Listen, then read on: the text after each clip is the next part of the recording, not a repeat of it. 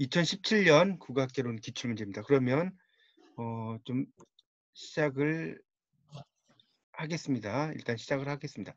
자, 한번 잘 들어보세요. 자, 2017년 자 준비하시고 자 1번부터 보겠습니다. 자, 1번 문제는 뭐냐면 언어의 여러 특성 중 다음의 사례가 나타나는 배경과 가장 관계 깊은 것은 그랬어요. 여기 보면 예전에 매라고 하던 것을 이제 산이라고 하고 그 다음에 차장이라고 하는 것을 이제는 안내양이라고 한다는 거예요. 안내양이라고 한다. 자, 이런 이야기거든요. 자, 이것과 관련이 있는 것이 뭐냐 이렇게 나왔죠. 그래서 여기서 이제 보시면 이게 보면 이제 창조성 이게 나오고 그 다음에 또 뭡니까? 창조성이란 말도 나오고 그 다음에 나오는 게 이제 그렇죠? 창조성이란 말도 나오고 그 다음에 또 다른 것도 이제 나오고 있어요. 그래서 여기에서는 이제 자의성이라는 것은 이제 자기 마음대로 이렇게 하는 것이고 그 다음에 체계성은 체계를 갖추는 것이고 분절성이라고 한다는 거예요.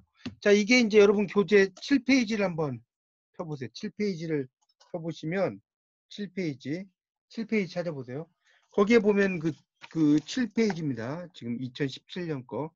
자, 이제 하는데 자, 7페이지를 한번 펴보십시오. 자, 7페이지를 펴보시면 거기 국악개론입니다. 자, 거기 세 번째 줄부터 좀 볼게요. 여기에서 언어의 기호의 내용과 형식인 의미와 음성의 관계는 자의적이다. 이 자의적이라는 건 뭐라고 그랬어요? 제가 제멋대로라고 그랬죠? 이 자자가 제멋대로 자자라고 그랬어요. 그렇죠? 그래서 코를 코라고 하고 얼굴이라고 하는 것은 우연이다라고 하고요. 그 다음에 좀 내려가다 보면 뭐라고 나왔어요? 매라고 하는 것은 그런 말 있죠? 또 한 다음에 매라고 하는 것을 산이라고 하고 차장이라고 하는 것을 안내양으로 바꾸는 거 이것도 뭐라고 그랬습니까? 언어의 자의성이다 이런 말 쓰죠. 자의성. 자, 그래서 답은 당연히 1번의 정답은 2번의 자의성이라고 볼 수가 있겠습니다. 2번 문제에서는요. 음성어나 문자언어에 대한 설명으로 바르지 않은 것은 그랬어요. 여기 이제 보면 음성언어는 역사적으로 문자언어보다 먼저 쓰이기 시작했다. 그렇죠. 우리가 말이 먼저죠. 그 문자보다는. 우리도 훈민정음 창제 이전에 우리말이 있었는데 문자가 없었잖아요. 그 다음에 음성 언어는 문자 언어보다 시공간적인 제약이 크다. 음성 언어라고 하는 것은 이거는 이제 여러분 책의 9페이지에서 10페이지에 보면 그 3번의 음성 언어와 문자 언어라는 말이 있을 거예요. 여기에서 지금 문제가 나온 거예요. 거기 이제 두 번째 단락에 역사적으로 볼 때 이렇게 나오죠. 그 다음에 음성 언어는 제약이 크다. 입에서 나온 말소리가 즉시 사라져요. 그렇죠? 그러니까 시간적인 제약이고 발화된 말을 일정한 공간에 있는 사람들만 들을 수 있으니까 공간적 제약이죠. 자, 이것도 맞죠. 우리가 타이핑하는 것은 쓰다가 잘못된 건 고치면 되는데 말은 한 번 나온 걸 이렇게 돌아갈 수가 없다는 거죠. 문자는 음성 언어보다 더 정제되고 세련됐다. 자, 이것도 맞는 것이고 문자 언어는 음성 언어보다 한 시기에 언어의 모습을 잘 반영한다라고 그랬는데 여기서는 뭐겠습니까? 한 시기에 이제 언어 이런 거 모습을 반영하는 것은 음성 언어죠. 음성 언어, 문자 언어가 아니고. 자, 10페이지 펴보세요. 10페이지에 거기 그 세 번째 줄에 네 번째 줄 나오죠. 일상 언어 생활에서 음성 언어의 비중이 훨씬 더 크며 한 시기 거기 밑줄 쳐놓으세요. 한순간의 언어의 모습을 가장 잘 반영하는 것은 음성 언어다라는 말이 나오죠. 음성 언어가 그렇다는 거죠. 말로 하는 거. 이것이 이제 그렇죠. 일상생활에서 뭐 이렇게 여러분도 이야기하실 때 막 펜으로 쓰고 이야기하진 않잖아요. 그죠? 펜으로 막 글을 써가지고 뭐 이렇게 보여주고 이러지 않죠. 말로 하는 거지. 당연히 그러니까 그 음성 언어가 언어의 모습을 잘 반영한다라고 볼 수가 있겠죠. 그렇게 정리하시면 될 것 같습니다. 음성 언어가. 자, 되셨죠? 자, 그다음 3번 문제 볼까요? 연구 대상이나 방법 면에서 나머지 색과 가장 거리가 먼 것은 그랬는데 이거는 지금 보시면 뭡니까? 계통 언어학, 그다음에 비교 언어학, 정태 언어학, 통시 언어학이라고 나왔지 않습니까?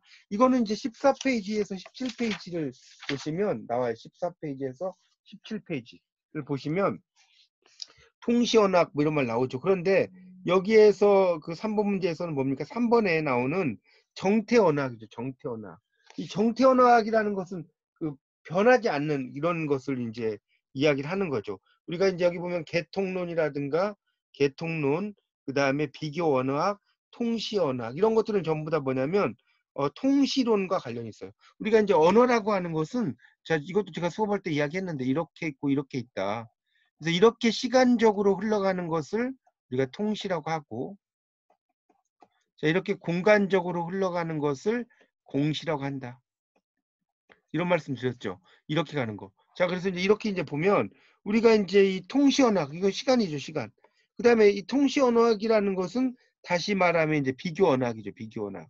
자, 그 시간적으로 갔을 때 어떤 언어와 어떤 언어가 어떻게 되는지 비교하는 거. 자, 이것은 계통을 따지는 거라는 거죠. 그렇죠? 이런 것과 관련이 있는 거죠. 자, 그러니까 그런 것을 이제 연결시키면 되겠죠. 통시언학. 그래서 14페이지에 보시면 통시언학이라고 둘째 줄에 나오고요. 그 다음에 15페이지에 보면 그 역사언학이란 말도 나와요. 그 셋째 줄에 역사언학 이런 말 나오죠. 그 다음에 이제 공시언학이라고 하는 것은 그랬죠. 그러니까 지금 여기 나오는 그 정태언학이라는 말 있죠. 정태언학. 이 정태언학이라고 하는 것이 바로 이제 공시언학에 들어가는 거죠. 거기 여러분 교재 15페이지를 보시면 15페이지에 두 번째 단락 보세요. 반면 공시언학은 가령 현대국어라면 앞시대의 국어와 관련시킴이 없이 이 시대의 국어 모습만을 대상으로 연구하는, 말하자면 언어를 횡적으로 연구한다. 이런 이야기죠. 그러니까 우리가 종적과 횡적 있잖아요. 횡적이라는 게 옆으로 가는 거예요. 횡적이 옆으로 가는 거죠. 종적이라고 하는 것이 이렇게 위에서 아래로 가는 거. 모르시면 알아두세요. 횡적과 종적의 차이점이. 자, 그런 이야기니까, 자, 그렇게 이제 보신다면, 답은 이 정태현학은 공시현학에 들어간다고 볼 수가 있겠죠. 자, 발음기관용 목소리의 높낮이, 크기 등을 조절하는 역할을 하는 것은 그랬어요. 자, 이건 뭐겠습니까? 쭉 보면, 성대죠, 성대. 성대가 이제 그런 그 목소리라든가 이런 걸 그 뭡니까? 조정하는 역할을 한다는 거죠. 성대라고 하는 것 자체가. 여기 보면 그 24페이지 보세요. 24페이지. 24페이지 2번에 성대라고 나올 거예요. 24페이지 펴보시면 2번에 성대라고 나왔는데 이 성대에서 보면 하나, 둘, 셋, 넷, 다섯, 여섯째 줄을 보세요. 다른 한편으로는 이렇게 나오죠. 다른 한편으로는 발음기관으로서 음성의 성질을 결정하는 일에도 중요한 몫을 차지한다. 몫을 한다. 뭐 이런 말 나오죠. 이게 바로 이제 성대가 관련이 있다라고 볼 수가 있겠죠. 그런 의미로 이제 보시면 되겠고요. 그 다음에 5번 문제를 보시면 자음 중 구강의 가장 안쪽에서 발음되는 게 뭐냐 이렇게 나왔어요. 구강. 구강에서 가장 안쪽에서 발음되는 것이 뭐냐. 이거는 이제 교재 33페이지를 펴보시면 교재 33페이지 이 33페이지를 펴보시면 이제 거기 뭐가 나오죠. 33페이지 한번 펴보세요.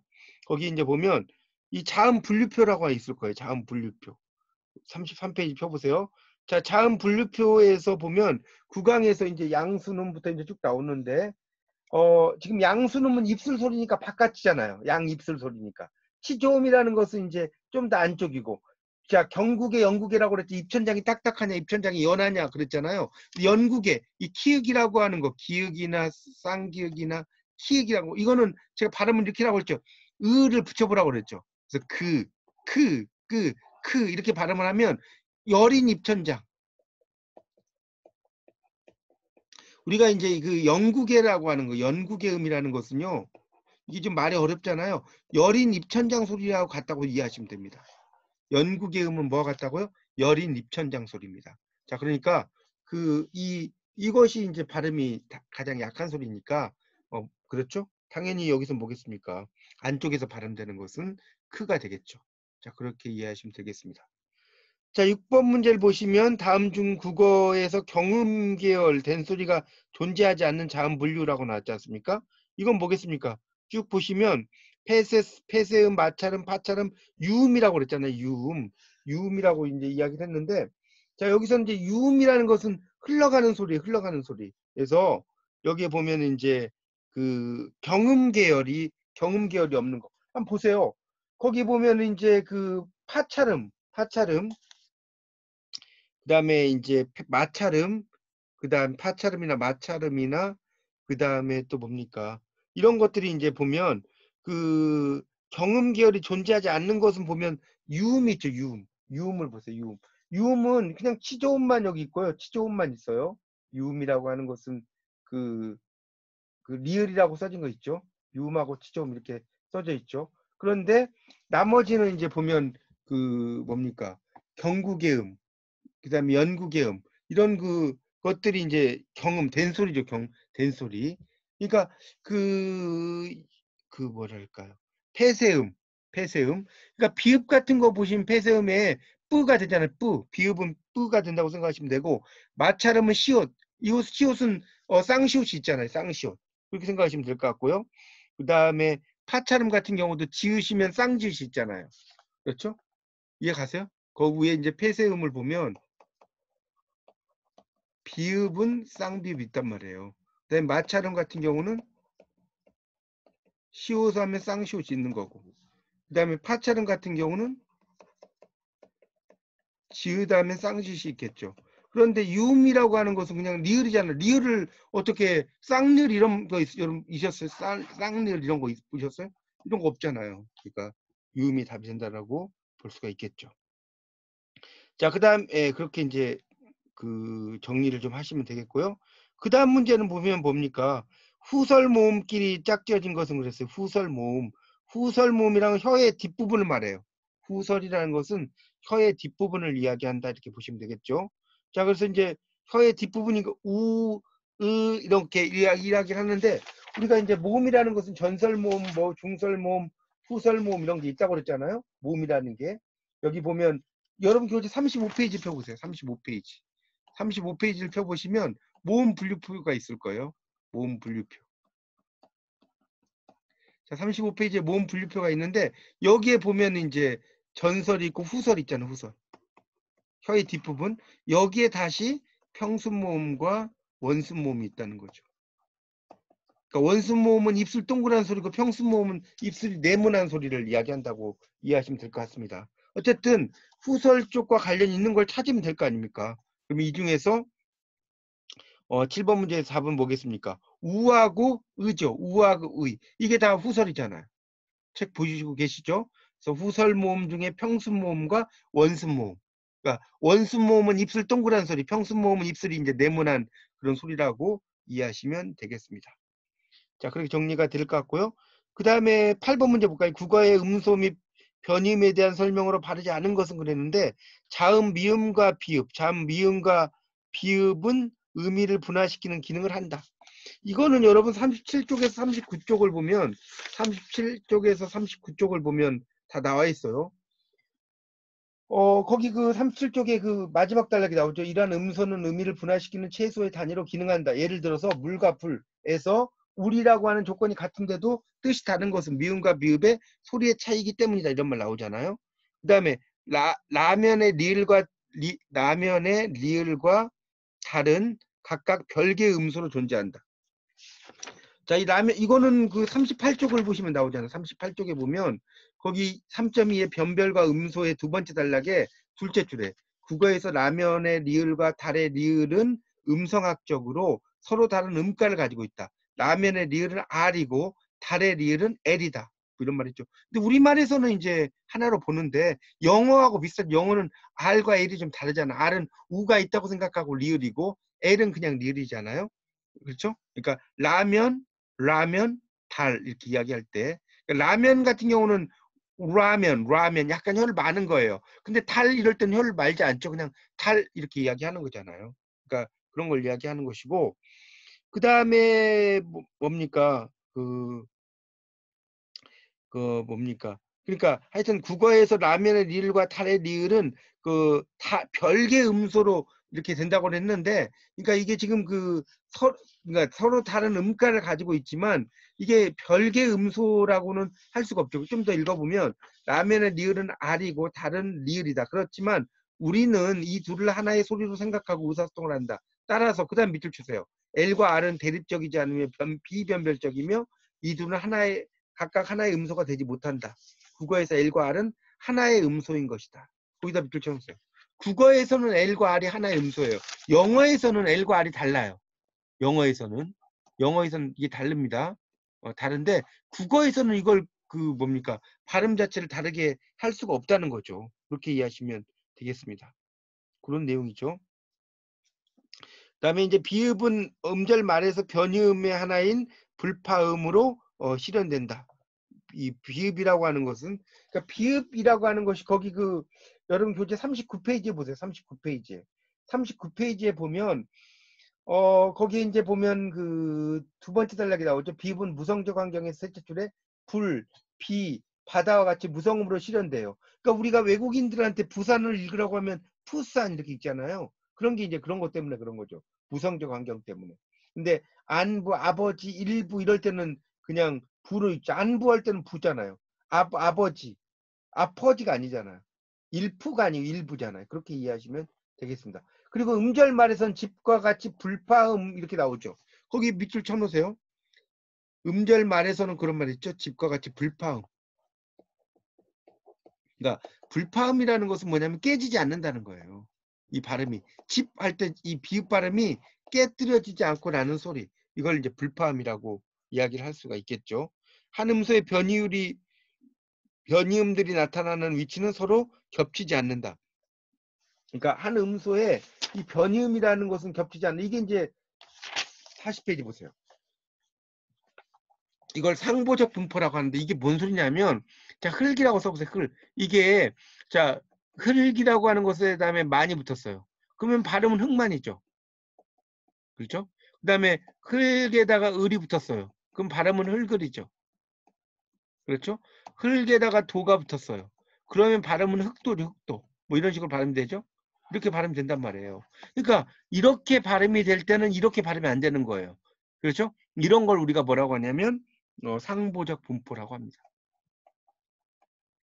상보적 분포. 그러니까 제가 이거 전에 한번 그런 이야기 들은 것 같은데, 지킬 박사 하이드일 때 지킬일 땐 하이드가 아니고 하이드일 땐 지킬 박사가 아니잖아요. 그런 걸 상보적 분포라고 하는 거예요. 그러니까 요 제가 말씀드린 걸 예를 잘 기억을 해 놓으시면 좀 더 이해가 쉽지 않을까 생각이 듭니다. 자, 그다음에 이제 9번, 그래서 이제 답은 2번이겠고요. 9번 문제를 보시면 9번 문제 보세요. 그렇죠. 그래서 이제 그렇게 되었고, 9번 문제에서는 국어의 음절말 음소 분포의 제약을 보여주는 예라고 나왔지 않습니까? 여기 이제 보면 이거는 47에서 50쪽에 있어요. 47에서 50쪽. 47에서 50쪽에 보면 이제 뭐 음절의 초에서의 제약 뭐 이렇게 나오지 않습니까? 하여튼 나오는데, 여기서 쭉 보시면 뭐겠습니까? 4번에 암탉이 됐어요. 그러니까 이건 음절말에서 제약이라는 거예요. 암탉이 뭔 소리냐면, 보세요. 암, 탁. 이렇게 됐잖아요. 원래는 리을 기억이잖아요. 근데 발음을 할 때는 이걸 암탈그라고 안 하죠. 그냥 암탉이라고 한다는 거. 이렇게 발음을 하는 거죠. 그러니까 이게 지금 요게 음절 말이잖아요. 그래서 음절 말에서 제약이 되는 거예요. 음절 말에서 제약. 레물은 이거는 어두잖아. 어두. 레물이니까 어두. 해돋이 같은 경우는 이거는 이제 국외음화잖아요. 국외음화. 그러니까 이거는 이제 제약이 아니죠. 그 우리가 디귿 티읕이 이 앞에서는 지읒 치읓으로 바뀌는 거 아니에요? 이 국외음화잖아. 그 다음에 계산이라고 하는 거, 이거는 그 뭡니까? 이중모음 앞에서 제약이에요. 이 계산은 계산 이렇게 됐잖아요. 이중모음 앞에서 제약이니까 계산이 됐잖아요. 이거는 하여튼 음절말은 이거 다 이렇게 나오고요. 그 다음에 동화의 방향이 나머지와 10번 다른 것은 그랬어요. 이건 쭉 보니까 뭡니까? 3번에 보니까 찰나잖아요. 그러니까 1번은 국외음악. 그러니까 국외음악라고 하는 것은 보세요. 굿이가 이 구지가 됐잖아요. 이런 걸 이제 역행동화라고 하는 거예요. 역행동화. 그러니까 역행동화, 순행동화라고 하잖아요. 그러니까 이거는 이라고 굿다음에 그 굿이라고 하는 게 구지가 되는 것은 뒤에 요 발음, 이 발음 때문에 이 앞에서 이게 바뀌는 거잖아요. 그래서 이렇게 바뀌어 버렸잖아요. 구지로. 그러니까 요 뒤에 있는 것 때문에, 그러니까 역행이고, 그다음에 국물이라고 하는 거, 국물. 2번 같은 경우는 비음하죠, 비음하. 이 국물은 비음하죠. 그러니까 비음이라고 하는 것은 그 니은, 미음, 이응을 비음이라고 하는 것이고, 비음이라는 것은 콧소리예요, 콧소리. 콧소리가 비음이거든요. 그러니까 이 앞에서 이 기역이 이응으로 바뀐다는 거예요. 이거 비스무리한 거예요. 그래서 국물이 되는 거 아니겠습니까? 손잡이는 여러 번 이야기했잖아요. 이모음 역행동화라고. 이모음 역행동. 이모음 역행동화죠. 자, 그러니까 음, 방향이 다른 것은 그 3번의 찰나. 이거는 유음하잖아요. 유음하. 이거 순행동하죠. 그러니까 찰나 이게 무슨 소리냐면 보세요. 찰나인데 앞에 있는 리을 때문에 이 니은이 리을로 발음을 하는 거예요. 찰나라고 발음을 해요. 그러니까 이런 걸 유음하라고 하잖아요. 유음하. 유음이 리을이란 말이에요. 흐르는 소리. 그래서 요 리을 때문에 뒤에 있는 게 같죠? 자, 그러니까 이것은 그 뭡니까? 순행동화가 되는 거죠. 앞에 있는 것에 영향을 받아서 이렇게 가는 거니까 순행입니다. 자, 음소의 탈락 현상을 보이는 것은 그랬는데 여기선 당연히 뭐겠습니까? 2번이죠. 쓰어가 써가 된 거예요. 자, 보아라 이거는 1번 축약이라고 그래요. 축약. 1번 축약이 되죠. 보아라에서 봐라. 그다음에 2번은 생략이에요. 쓰어가 써는 생략. 소아지가 송아지는 첨가. 배꼽이 배꼽은 이건 음운도치죠. 음운도치. 왜냐면 배 곱이라고 했잖아요. 곱. 요게 나중에 배꼽이 돼버린 거잖아요. 곱으로 이렇게 바뀌어버린 거죠. 이런 걸 이제 의문이 이제 도치됐다라고 해서 의문 도치라고 이야기를 할 수가 있겠습니다. 하여튼 그래서 쓰하고 어에서 써가 된 거죠. 쓰하고 어에서 써. 그러니까 이런 경우는 그 생략이라고 볼 수가 있다. 그렇죠? 그러니까 쓰어 이렇게 됐잖아요. 그러니까 쓰어에서 이렇게 되면 이거 어차피 이건 음가가 없는데 이게 없어 있잖아 이게. 그렇죠. 근데 보아라 같은 경우는 보아라잖아요. 이거는 그냥 축약인 거잖아요. 어차피 이응은 음가가 없으니까 요게 붙으면 바가 되잖아. 바라가 됐죠. 이거는 떨어진 게 없는데 이거는 의 자체가 떨어졌잖아. 이거 잘 보세요. 그러니까 이것은 축약이 되는 거고 줄인 거니까. 이것은 빠졌으니까 생략이 된다는 거. 자, 그렇게 정리를 하시면 되겠습니다. 그렇게 해서 이제 11번 문제까지 설명을 드렸습니다. 11번 문제까지 쭉 설명을 드렸어요. 그렇게 정리를 하시면 돼요. 자, 12번 문제를 보면 이 형태의 기본형에 대한 설명 중 바르지 않은 것은 그랬어요. 이 형태의 기본형에 대한 설명 중 바르지 않은 것은 그랬는데 여기서는 지금 뭡니까? 여기서는 지금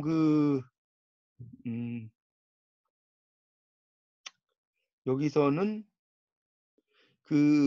여기 보면 이 한 형태가 그 환경에 따라 음상이 달라져 나타나는 것이 이 형태다. 이런 이야기고요.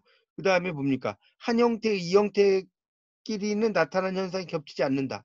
한 형태, 이 형태가 서로 의미가 같지 않은 경우도 있다.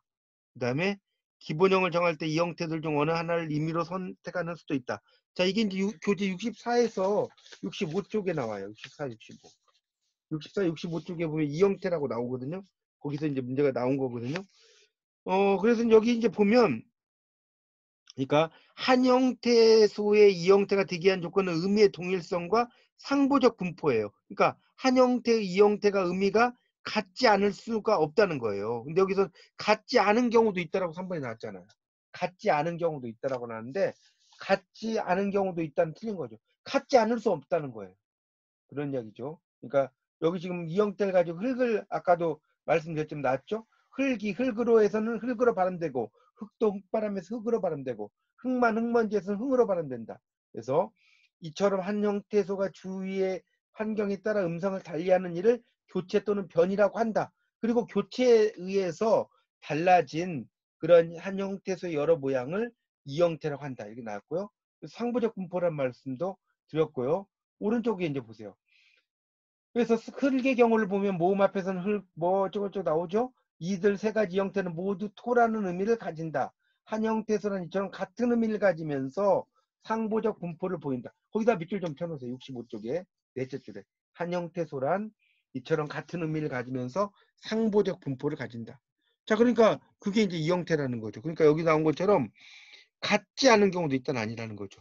그 다음에 3번 문제. 이 문장이 포함된 형태에 대한 설명으로 올바른 것은 그랬어요. 올바른 거.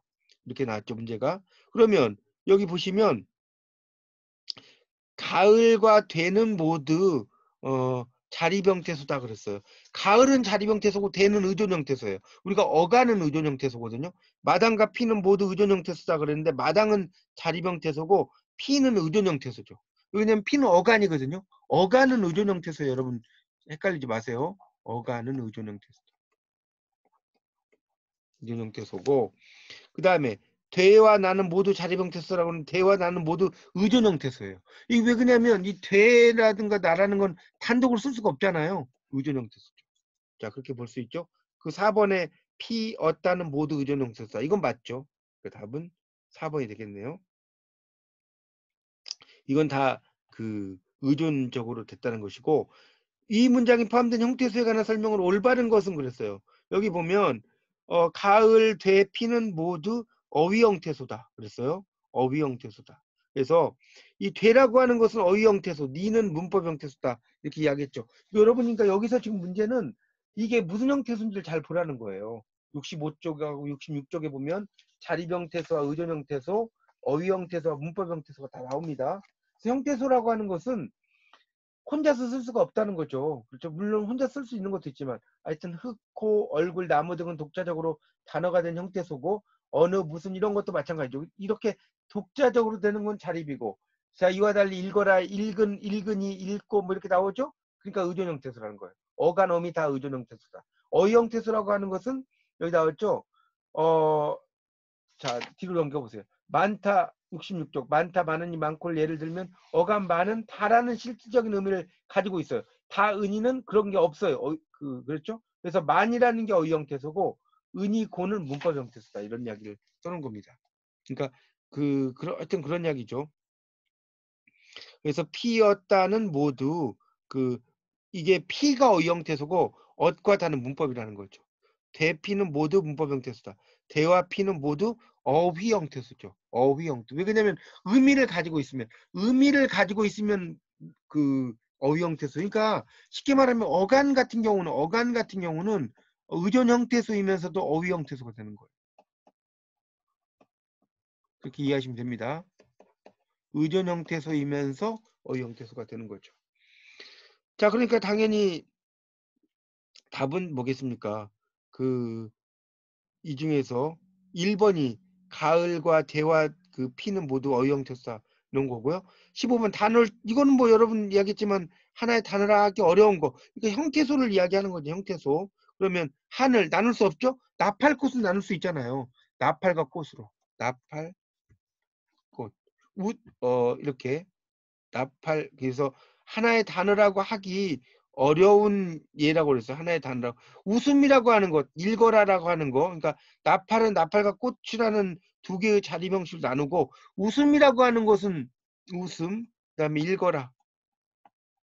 이렇게 이제 이야기를 하는데 이것도 이제 깊이 들어가면 뭐 명사적인 의미 이렇게 되지만 웃음이라는 것 자체가 하나의 단어잖아요. 읽어라도 명령을 나타내는 하나의 단어가 되니까 여기서는 이제 나팔과 꽃을 이제 이야기를 하는 것으로 이해하시면 되겠습니다. 그 67페이지부터 69페이지까지가 그런 이야기들이 쭉 나오거든요.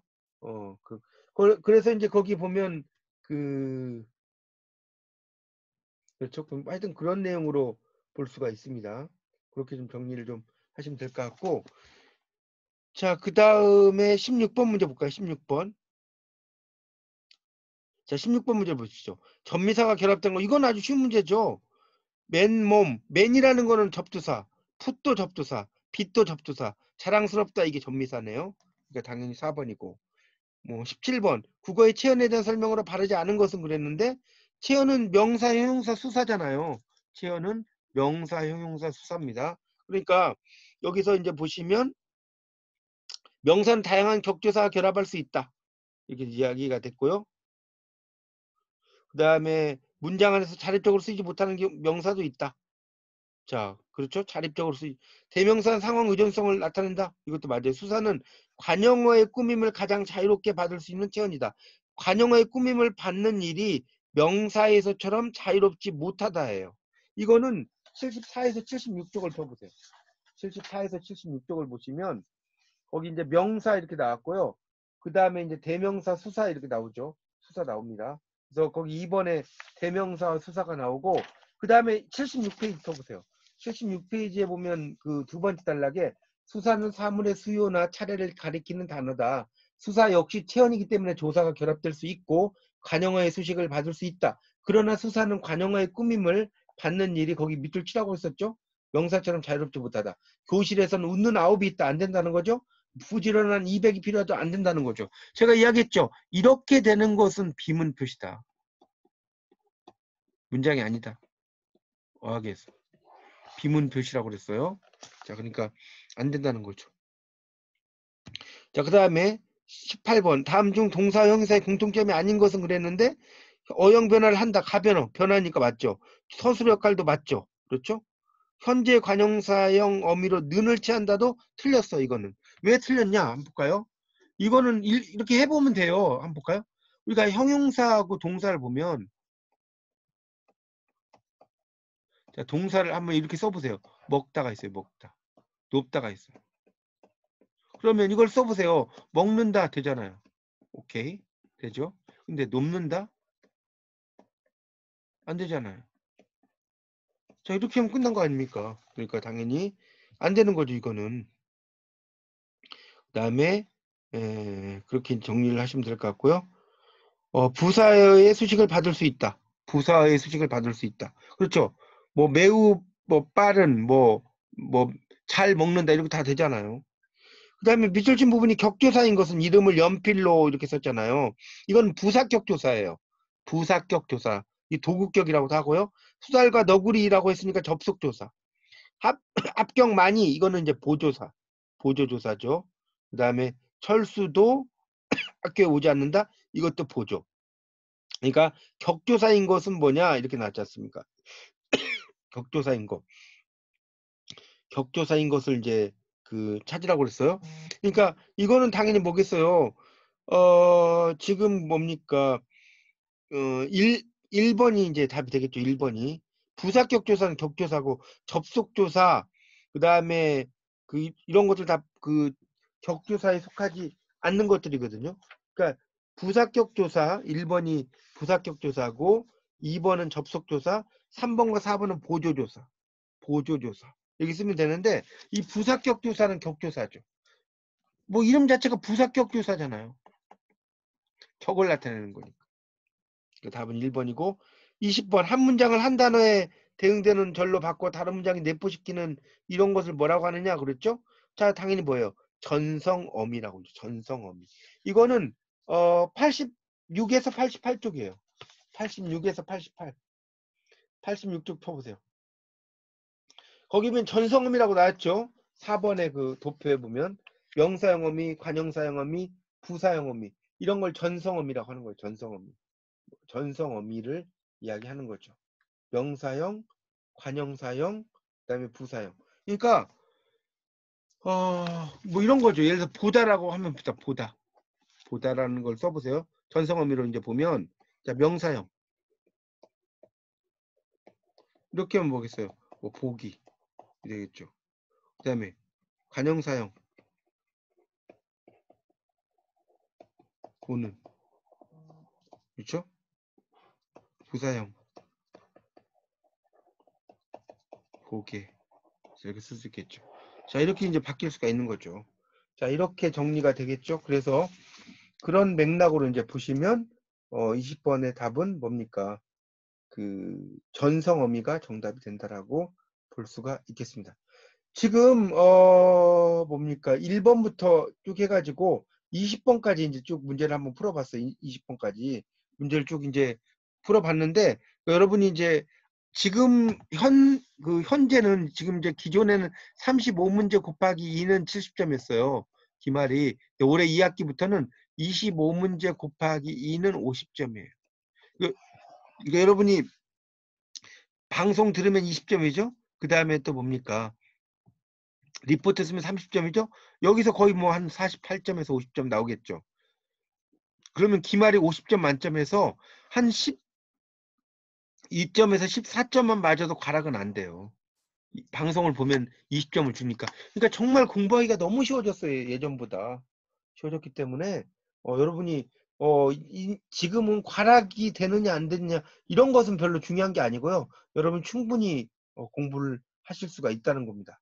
그런 걸 좀 염두에 두시고 보시면 되지 않겠나 생각이 듭니다. 일단은 제가 20번까지 좀 설명을 드렸고요. 거기 이제 21번부터 35번까지는 조금 한 10분 정도 제가 이거 좀 녹화한 걸 좀 정리 좀 하고 그 다음에 또 다시 수업을 하도록 하겠습니다. 그러니까 좀 한 48분 정도에 다시 들어오시면 될 것 같습니다.